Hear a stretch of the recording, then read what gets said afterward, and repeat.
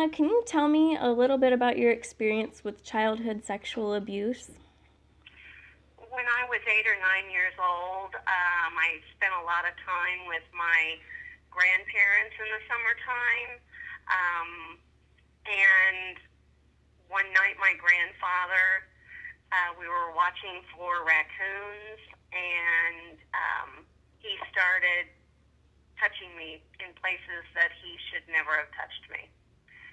And this went on for many, many years. Okay. How do you feel that your grandfather doing these things to you affected your life and even your adult life?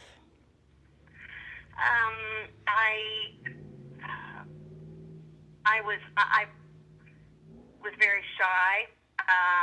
As far as I didn't ever want to go around my grandfather. No one knew that this had happened to me except the both of us and was happening. And I tried all of my life to stay away from him. And it was very damaging to my self-confidence and how I felt about myself. I felt it was my fault, or I had done something to make him pick me to have done this.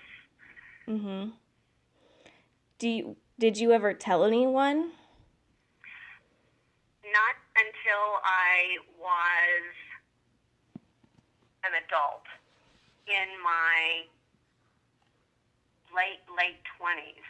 I told my sister, only because she had had a baby, and I told her so that she would not allow the baby to be alone with my grandfather. She's the only person I told until much later in life. Why didn't you tell?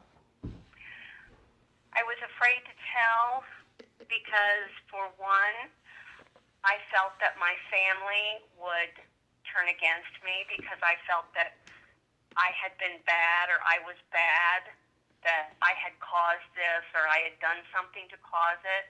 So I was afraid I would be ostracized by my family. And I was afraid that my grandparents would get divorced and then my family would turn against me. So I took all the shame and the blame upon myself, and I kept it a secret. And this hurt me because in trying to stay away from my grandfather, I stayed away from my grandmother and my great-grandmother much more than I ever would have. And I have a lot of guilt there because I feel like they thought I didn't love them as much as I do. And that has hurt me throughout my whole entire life. Being a survivor of sexual abuse, Marla, what can you say to teachers or to parents who have children who will be sexually abused in their lives, that have these children that do come forward to them, especially a teacher in a classroom if she has a child confide in her? What do you suggest to her? I would suggest that she do everything in her power to